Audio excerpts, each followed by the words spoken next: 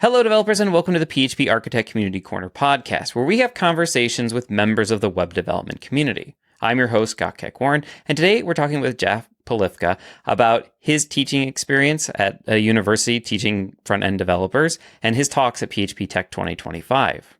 Jack Polifka earned his PhD in human-computer interaction at Iowa State University, studying how technology can be used to better understand how students use pictures and representations in college science classrooms.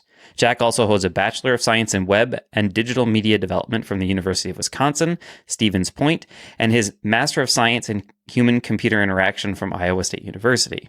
In addition, he has 10 plus years in experience as a software developer. He teaches classes related to web development, the Internet of Things, and job readiness. Thank you, Jack, for finding some time to talk to us today. Awesome. Thank you very much for having me.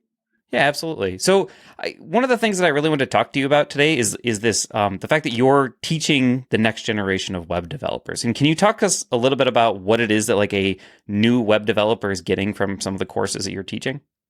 So I teach 4 web development courses. My first one is front-end development, where I try to give them just a range of HTML, CSS, and JavaScript. My second semester is back-end or full-stack development, where I include MySQL and Node.js. Not that I have anything against teaching PHP. Node.js was just a recommendation of my chair. And also, it's a little easier since they already had an introduction to JavaScript their first year. The third web development course I teach is actually putting those skills to use, developing portfolio, and developing materials to apply to internships. And the fourth class I teach is the Internet of Things, where I teach them how to use Amazon Web Services and use physical devices like Amazon Alexa. And what are the glasses called? Echo Frame, Echo Frames. I know Meta just came out with some, but yeah. So that's what I do. Go ahead. I didn't even know Amazon had smart glasses. There's so many things that they provide. So that's really fascinating. So like I don't want to date myself, but like when I went to college for programming, it was C++, and pretty much that was it. Like we learned did a lot in C++.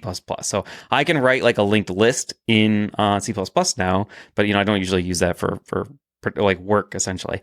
So when you're getting like these students ready for the job market, like how is it that you're seeing like how is it that like what are the things that you usually like to see those kids have in their portfolio at that point?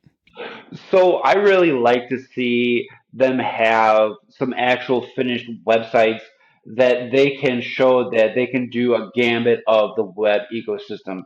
So my major is a little bit different from your stereotypical computer science program or department. So they focused a lot on the fundamentals, and they have things like data structures and design patterns. So we appreciate that stuff, but we care a lot about the user experience and stuff.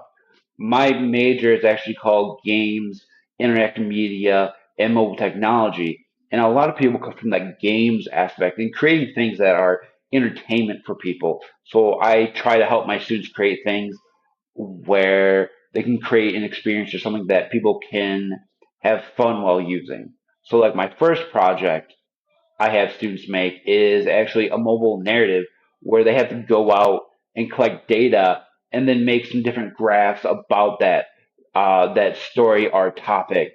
So, someone has done like the top 100 people who've conquered most of the world. So, like uh, Vladimir Putin, Stalin, the Queen of England, and just all these people who've, because of colonialism, other things, have taken certain portions of the world or quote unquote conquered. Um, but yeah, so they get to do things around things that they find interesting to make. It's more like a kind of like an introduction to front ends type of a situation than like a front end back end piece. Yeah, I mean, I do include back end stuff because in order to get some of that rich user experience, you have to have that. So my second class, I teach them how to make a CRUD API website where they basically are creating a database of stuff. So people have done things about like their favorite video game and they've done the time runs for it, or someone did it like on 200 different kinds of frogs. Other people have done it for bird watching they did during the pandemic or whatnot. Just very various things.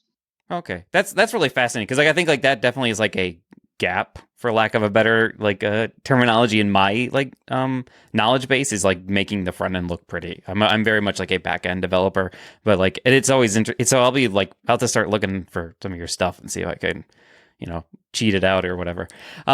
So so one of the things like I always do when I try to look at people's like LinkedIn and their websites and see like what they've been doing. And I noticed that like you started out in industry and then have kind of made the transition into academia and to teach like the next generation. Can you tell us like what made you do that and like how that process kind of worked for you? It just kind of happened. I didn't have any big plans about teaching per se. I went to college. I knew I liked programming, and so I figured, hey, I'm gonna go do that. I did that for a little bit, but then I'm like, I think there's got to be. I want to do something a little bit more, just besides programming. What else can I do with it? And then I decided, hey, I'm gonna go back to graduate school, and I got introduced to academic research, and my major professor, who I was doing research with, he actually helps train teachers. He's a chemistry professor, which was a little strange, working with a chemistry professor, but he was really great. He taught me a lot about what it means to be a teacher and how do you more effectively help students to learn. So that teaching preparation plus my interest in programming kind of met up together in my current position where I help teach people to become web developers. Oh, okay, that's really fascinating. So, because I like had that whole path of like, do I want to be a teacher or do I want to like work in industry? And I decided to go like down the industry path. But I'm always kind of like, would I rather be a teacher? So, but it's interesting because I always find it interesting because I worked at the university that I went to when I was there, and I was doing that kind of like I was working with some department helping them develop code for research or whatever. So that's always like a fascinating piece of like academia to me as a developer. So yeah, awesome. And we'll be right back after this word from our sponsors. When your application breaks in productions, you want to quickly understand and fix it, not sift through logs for hours. That's where HoneyBadger comes in. HoneyBadger notifies you of errors, outages, and performance issues as they occur and helps you respond instantly as your systems go down. When you dig deeper, HoneyBadger's advanced query engine helps you reach into your logs and grab just the information that you need in order to make decisions. With error tracking, performance and uptime monitoring, log management, and support for over 10 languages, HoneyBadger is the best tool to gain real-time insight into your application's health and performance. Best of all, it's free to get started, and setup takes less than 5 minutes. Be sure to bookmark honeybadger.io. That's honeybadger.io. And we're back with Jack Polifka. So one of the like the major reasons that we kind of have, or you've crossed my path, is because you're going to be one of the speakers at phptek this year. And can you talk to us a little bit about what it is that you're going to be talking to people about? So the two talks I'm going to have at PHP Tech are about how to design your APIs and which Amazon Web Services you should be utilizing for hosting your websites and web applications. So both of these actually come from my experience from teaching my second and third semester web development courses. I figured these are really good uh, courses for my students that I actually want to show this to professionals too, because I know there's just so much information out there that not everybody has time to pick up on everything. So I'm just trying to do my part to help show people what there is out there. So for the APIs one, um, there's a lot more that goes into APIs than just programming something that uses uh, get, post, put, and delete. There's a lot of design choices in how you might organize that code and how you would work with stakeholders before you actually start even programming the thing. So I want to talk about those various strategic design choices. And then for Amazon Web Services, I want to talk kind of about the range of options that are available. So there's everything from setting up your own virtual machine using EC2 to everything to all the way to the simplest, which might be Lambda, which is just a serverless where you essentially you're creating a function and using that for your API. So I'm just trying to fill in or give people a bigger picture of what is out there. The thing I always struggle with AWS is like how complex it is and how many services that like they provide. And so I think like that's going to be like I'm coming to that talk. I have plans for going to that web services talk. Because I'm really curious to see like because we've used EC2 and we've used like tried to use Lambdas, but we've run into all sorts of problems with that. And so I'm curious to see like what you have to say about all those different pieces. But like what is it you usually find that your students like struggle with AWS when they're working with it? So when I taught it, I always had my students do EC2, which I would say is on the hardest end of things. So if you have a spectrum of easiest to hardest, I think the hardest thing you can do for setting up hosting is to set up like a server in your garage. That's the hardest thing because then you have to do all the patches. You have to install all the services. You have to work with the internet service provider to get the IP address and all that good stuff. Um, Using EC2 instance is like one step above that. You still have to do all the patching. You still have to do all the maintenance. You have to set up all the services. So I had the students go through all of that. The struggle with that is that a lot of my students just aren't comfortable on the terminal.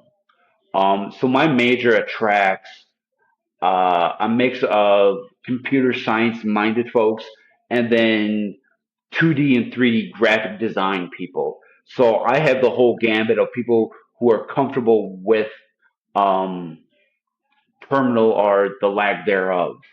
So just trying to help people get used to it and trying that. Like I'm typing something on the console, but there's not like a physical machine I'm working with that's right in front of me. It's out in a different state somewhere.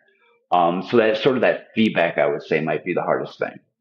Yeah, I was like I'm been lucky, I guess, in that like I learned like all of those things like slowly over time. I can't even imagine having to like be plunked into, okay, here's like all this stuff that you have to learn and you have to figure out how to set up a server and you have to figure out how to, like that must just be insanity for like anybody starting out.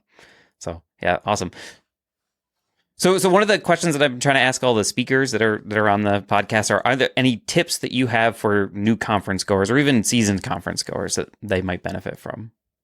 I think your first one so I'm going to answer this based on my experience going my first phptek. Um, Try to spend the whole day at the conference, going to every session you can, and every activity you can be a part of, every lunch, meet and greet, whatever. Do it just so you can get a vibe for who is there and what you can learn. These conferences are about improving yourself, learning, and just meeting cool people. And if you don't do it, you're not going to learn. You're not going to figure out what you want and who's there. Awesome. That sounds like that's an excellent piece of advice for people. Absolutely. Yeah. So, is there anywhere that you want to direct our listeners to before we let you go for today? Direct them. So if I was working for a company, I might direct them to our job board. But we don't have that. Because I don't think people are gonna go to the Boise State website, and look for a programming job because it's a lot of teaching stuff. So I don't have anything today for them. I would say go check out the PHP Architect website. I've been reading the magazine for a number of years now, and I've written a couple of times for it. It's a great resource. If you've never had the chance to enjoy, please do so. It is great information, and it has done a lot for me to improve me as a programmer and a professional. Yeah, it's an excellent resource. I agree. So thank you for your time today. Awesome. Cool. Thank you very much, Scott. Have a great day. I have to say another heartfelt thank you to Jack for his time and for you as well for listening. If you're not already a subscriber, make sure you subscribe with whatever your preferred method is so you can get the episodes as soon as they're released. You might want to share this episode with a boss to try and convince them to let you go to tech this year because it's coming up soon and tickets are still available. The podcast is available both in an audio version on the PHP Architect website, as well as a video version on our YouTube channel. This is Scott Keck Warren for the PHP Architect Community Corner, signing off and reminding you to keep listening, keep coding, and keep reading.